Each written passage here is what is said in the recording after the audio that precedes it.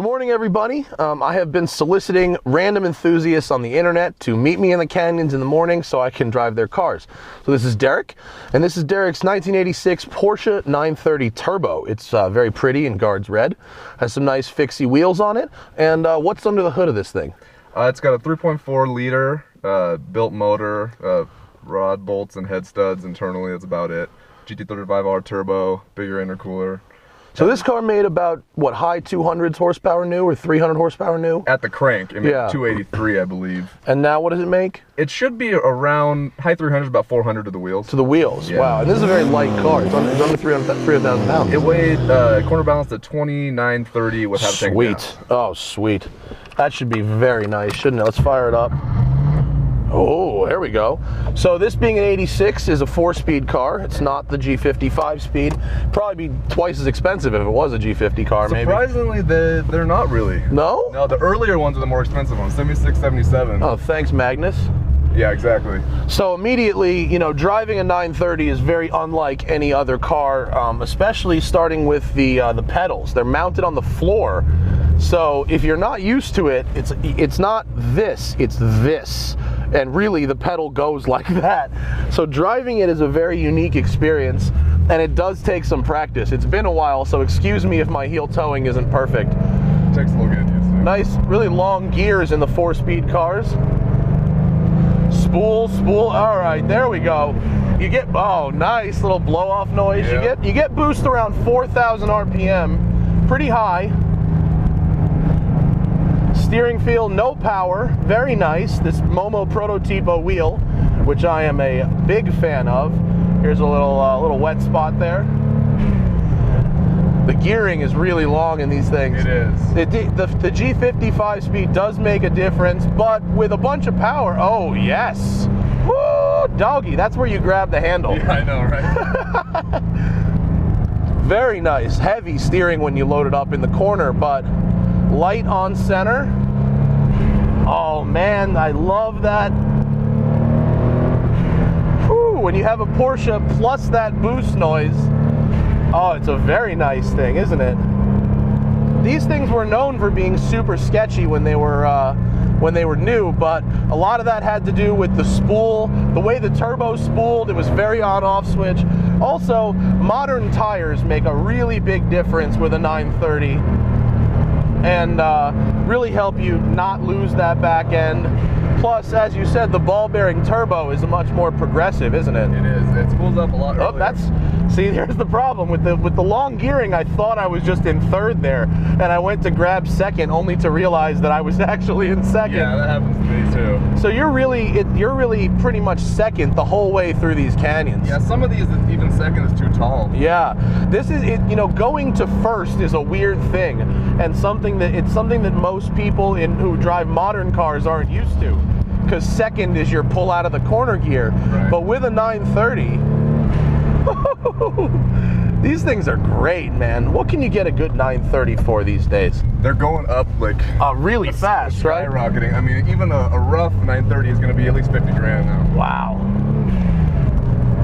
But you'll never lose a dime on one, will you? Look at this. Here we go. Woo! Very nice. It's not the fastest thing I've ever driven, but you know, when you get a car from the 80s that pulls like a car from now, you go, oh, okay. Because even the fast stuff from the 80s wasn't really that fast. No, I mean, all the smog era stuff was neutered. Oh, Derek, I like your car, sir.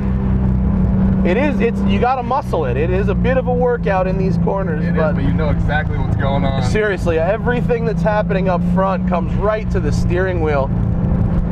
Oh, I like it. A little bit of understeer when I cranked it over really hard there. It is. 20. You know, it's tuned a little bit more towards understeer, especially if it's a little cold out this morning. Yeah. That's a good though, isn't it? It keeps you safe. These does. brakes are effective. What are these brakes about?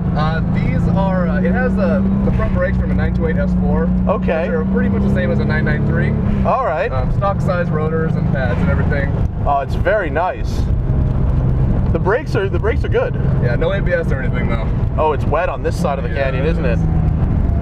All right, I think it's about U-turn time anyway, isn't it? Sounds good. Let's, where's a good spot up here? Here's a straightaway where people can see us. We'll flip around here. Not too many cyclists out today. I guess the cold is keeping them away. Yeah, that's good. Ooh, Porsches, where's the reverse? Left and up. Okay. Porsches always have good ground clearance. You know, I have to make so many U-turns in my job that ground clearance and turning radius are always kind of something I'm thinking about. It's low, it's a short overhang, so. Yeah.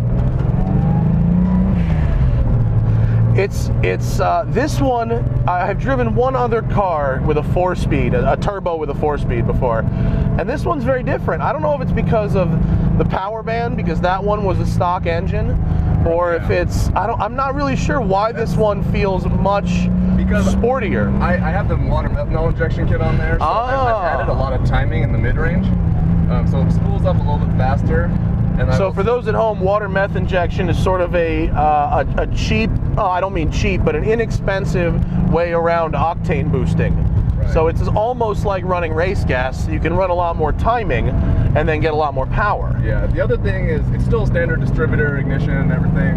I added a JNS Safeguard knock sensor. Okay. So it actually allows me to not only does it sense knock and pull back timing by individual cylinder, but also it allows me to pull back timing based on boost. Ah. So I'm able to advance the static timing while reducing the timing at full load. I am really, you can continue just talking because I'm really enjoying this seat right now. Yeah, that's one of my favorite things on there. It gives me a little peace of mind because motor rebuilds on this car are they're expensive. $20,000. So, whew. you know. And you've already done one. Yeah, we've done one. It was actually done by the previous owner. Oh, that's good for you, isn't it? Yeah, I got in touch with him. A really nice guy, older guy from back east.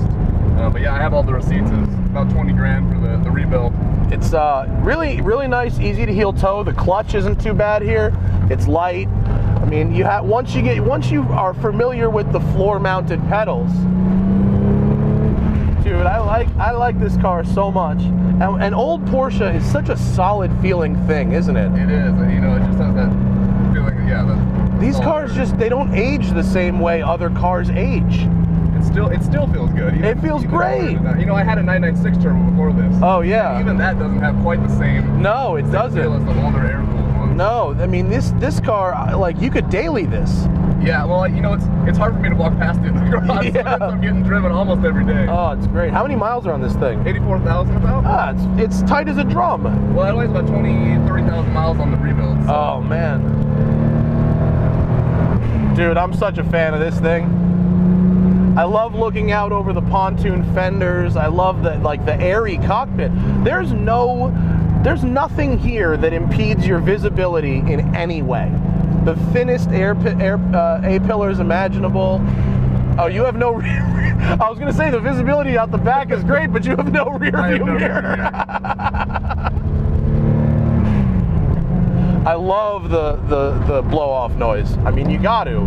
But especially when you combine it with a Porsche flat 6, ooh, oh, it's good. The new cars don't make wastegate noise anymore.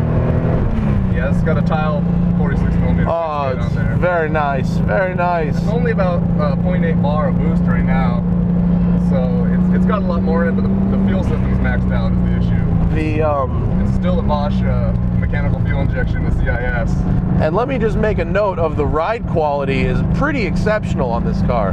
It's not stiff. It's not too bad. I mean, it does have a lot bigger torsion bars, so it's about 23 front, 30 rear. But it's so nice. It's got the sport struts on it as well. It's pretty well damped for the. Super cool.